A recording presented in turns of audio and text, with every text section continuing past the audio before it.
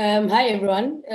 Yeah, I'm Asanda Maqabuka. I own a company called Chicken Bar, but look, I think we'll get into that anyway now. So when Romani actually, spoke to me about this, I thought I don't think I have a story to tell, but I guess I do have a story. So my story, is a look. Franchising can be very exciting and it can be quite treacherous. I think that's the best word to use. But my story is filled with a lot of pain.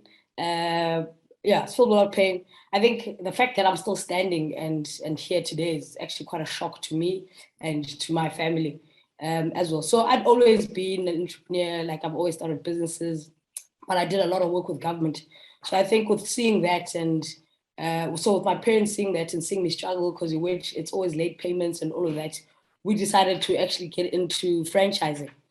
Um, because ultimately you want a stable business, you want to get income every day, and more especially, I think the biggest thing that I wanted was to get into an authentic South African brand, and actually grow that brand to be, a world-renowned brand, because I think South Africans have the capability and we have authentic stories that we can share through food and all of that. So I think where it started is that, so I had all of this money, so I had all this money and I wanted to be my own boss. Um, and I think the advice I can give anyone was, I think, first of all, do not get excited. You need to learn to breathe. And I think it's something that I didn't do. I got quite excited and I didn't breathe, take a step back. So I think, first of all, for us, it was a mistake that we had made was, they always tell you need to do your research. And I think at the time, I believed that we had done our research.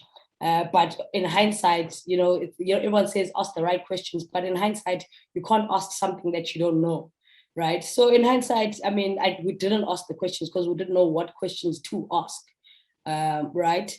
And I didn't know much about the industry that I wanted to get into. You want to buy a franchise, but you don't ultimately know um, because there's so many things that are out there, right? So, and I think this is why I believe that anyone should never get into a brand that is not FASA accredited. I think that's where it starts and that's where it ends. If you're looking for, a brand, I think this is where you start. You guys, FASA has created such an amazing platform where all the information that you need on franchising is there. And I think the second red flag for us was, for me though, is, I found myself we were pushed into to go with a specific financier. Now, this is not your traditional banks or your, not your traditional banks or your state-owned funding institutions.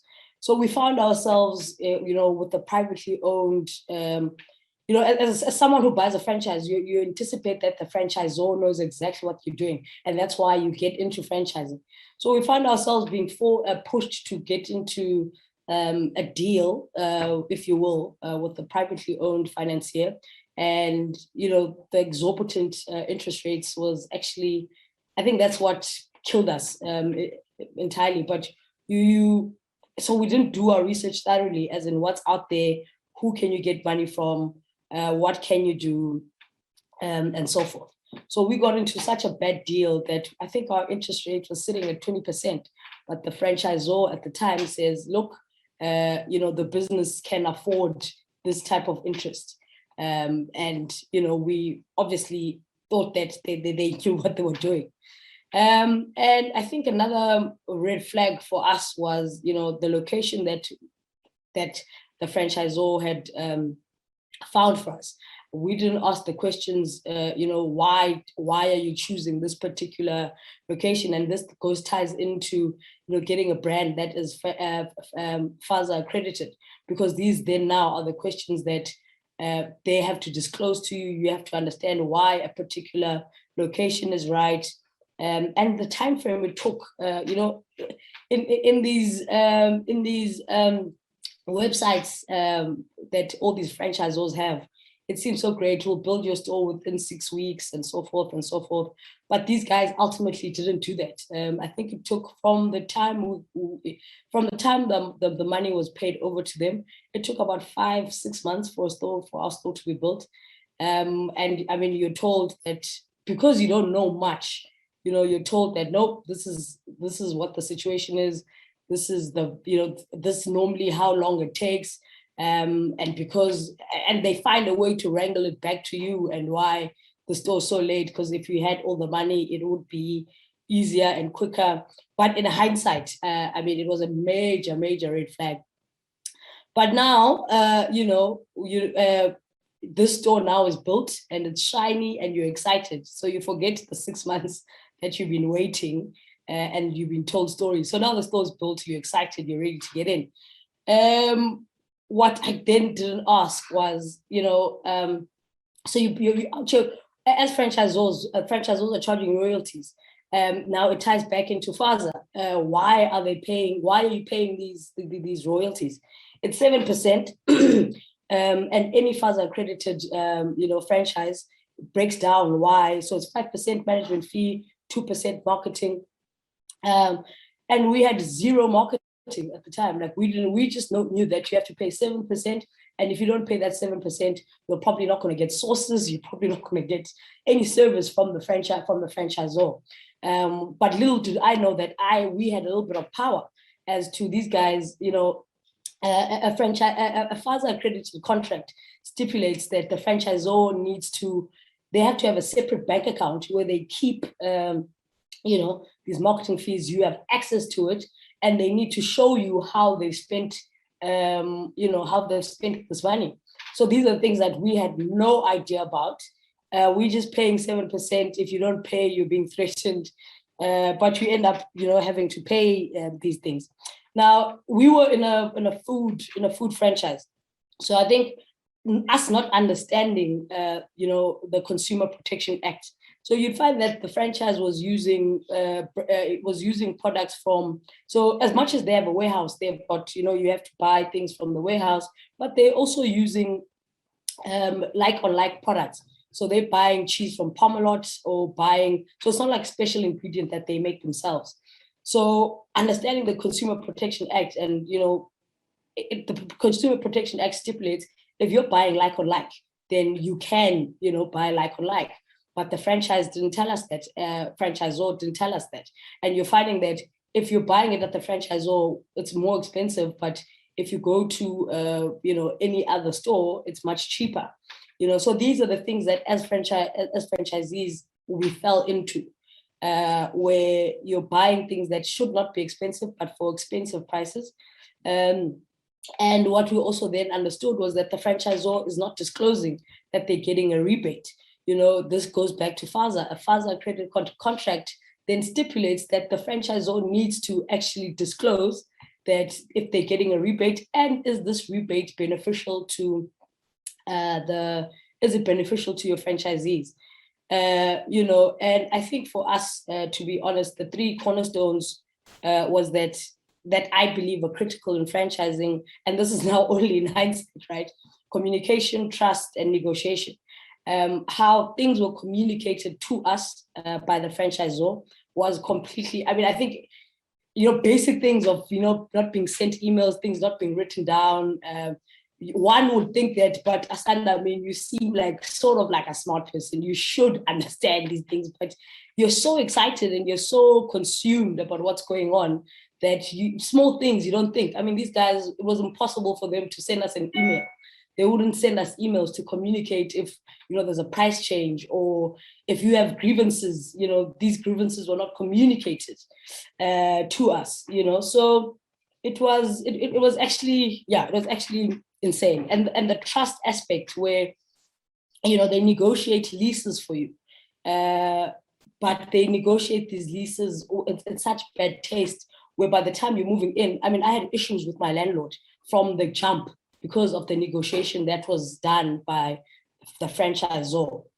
And I think, look, my story, as sad as it is, this story, I don't want to go into too long, but it's a story where my mother falls sick, she almost dies.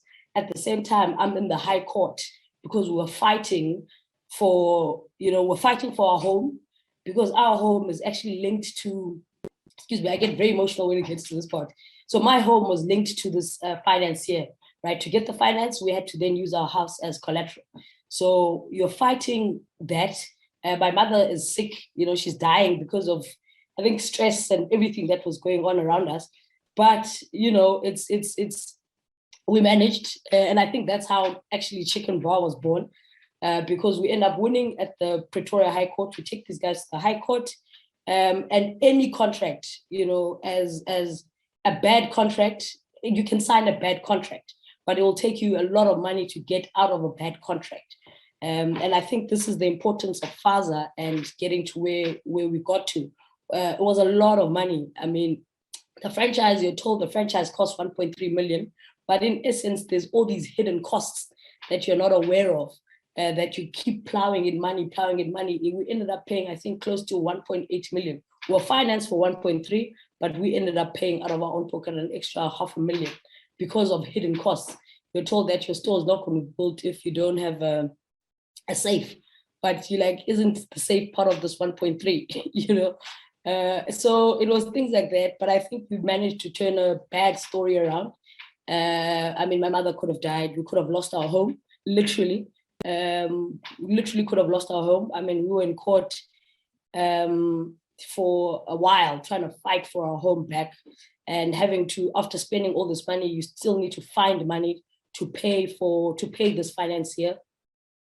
And I think, as tragic as it was, this is when I came across FASA, because then I was like, look, I can't give up, because ultimately I need to pay this financier back. So that's when I moved the store. It was in Johannesburg. I moved it back home to Mthatha. Then I started a brand called Chicken Bar. So we've been operating for about 2 years. And beginning of this year, I decided, I think I never want anyone to experience the things that we went through. So I was like, I can actually do this. I can do this, because I knew exactly what these guys did wrong and what I want for any person going into franchising. And I mean, it doesn't end there. So I then decide, look, I'm going to franchise. Then I meet unscrupulous consultants. Jesus. So I thought that was over, right? After being a franchisee, now I'm a franchisor, that franchising, now I'm going to franchise my business. It's going to be great. It's quite a capital intensive process. I think there's a lot of, there's a few people that understand how capital intensive it is to franchise. Then I meet an unscrupulous consultant. This guy says, I've worked, and all of them, most of them have the story where they've worked for all these big brands. I've worked for a big brand for 2 years, 3 years, but that does not make a consultant who knows what franchising is. So I end up losing, I think, about 300,000 there. Because we paid so much money. And he says, so I think when we submitted our disclosure documents to Shireen, it was 9 pages. Shireen calls me and she's like, there's absolutely no way this thing is. After a couple of tries, I think she was quite diplomatic. She was very, very diplomatic. And she says, look, I think you're in trouble. Maybe what you need to do is actually just do some research and look what other companies, and look at our website, FASA website, and look at what consultants you can find. So I did a bit of research, and obviously now my research finding mission is, I think I'd lost confidence in myself, but I think I clicked on franchise in a box. And something just made me stick and just look into what these guys were doing. And I made a call to Robin. I think that's the best decision I've actually ever made for my family, for myself. After losing so much money, I then have to negotiate with this gentleman and say, sir, listen, I've already paid 3,000. I don't have much more money. What can you do and how can you help me? And he took it upon himself to just turn the saddest story to something that I can now comfortably say. I mean, I'm laughing, I've got jokes, but it wasn't that great, So it's been a really, really tough road. But I think, Robin has then, what he's then done was, just besides being a consultant, it's also just being a mentor to make me understand what I need to do, who I need to become to actually achieve the things I want to achieve. And in fact, FASA as a whole, Romani, then starts looking at my website and saying, look, these are the things that you can do, and these are the things that can assist you to become a better brand. So, I mean, this could easily become a, FASA, what's the word? I could easily be the FASA's biggest cheerleader, because they've literally just turned my whole life around in a matter of, months, just by deciding to actually, type in Franchise Association of South Africa, making the calls. My life has completely changed. Yeah, I mean, it hasn't been easy at all. And now I had to understand, as a franchisor, vetting franchisees as well. I had a franchisee, so we opened our first franchisee-owned store. Unfortunately, the consultant I was working with gave me bad advice. He says, look, this guy does not have to sign the contract while the store is being built. The store is never supposed to be built without the franchise agreement being signed. We then find out this gentleman has never worked a day in his life. And the vetting that this consultant was supposed to show me, I mean, Robin, I think he gave me a 20-page document and how to vet franchisees and do all of this. So these are the issues that I have then encountered. So I have my first franchisee, and we end up going to court there. Luckily I've invested a lot of money in good lawyers, but that store opened and shut within a month because of bad advice. Because I mean, this guy doesn't sign the contract. Then he says, you know what, actually, I don't want this anymore. After 2 weeks of operating, but the store's built, it's there. So I think so now this ties into 2021. 2021 has been a very, very, it's been a year of learning, a whole lot of learning, but I'm excited. I'm extremely excited, and I've gained a lot of business acumen at the time.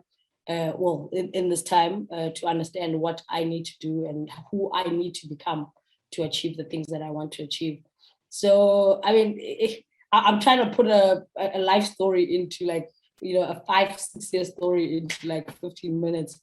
And I hope I just wanted to let anyone know as well who's looking into franchising. It's okay not knowing what you don't know, but this is why the Franchise Association exists. This is why brands like the Franchise in a Box on the other side, if you want to become a franchisor, exists, and it all ties into these guys being accredited and being on this platform.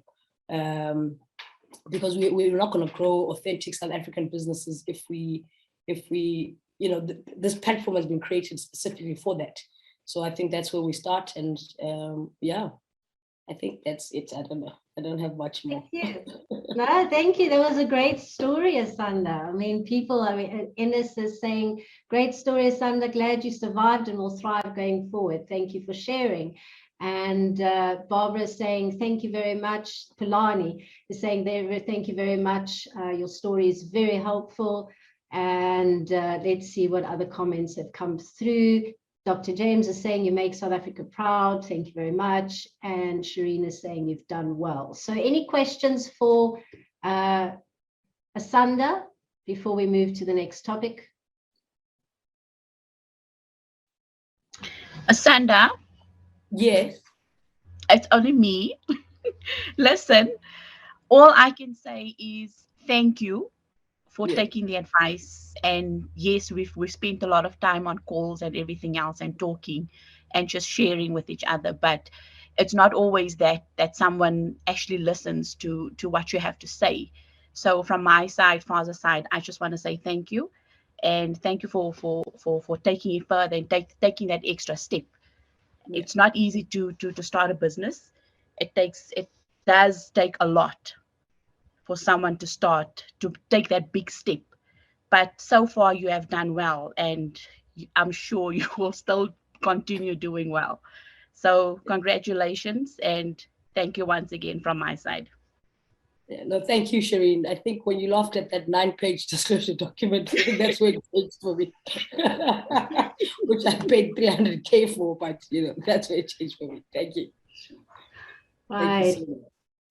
And Makatswa says, for a person who knows nothing about the business, this is really mind-blowing and inspiring. I hope Asanda will go to speak to young people in our townships and villages about her experiences to inspire them. So sure, I'm even going to start crying here. Thank you, Asanda. Very inspiring. Well done. It's from Carl Schultz. So thank you very much.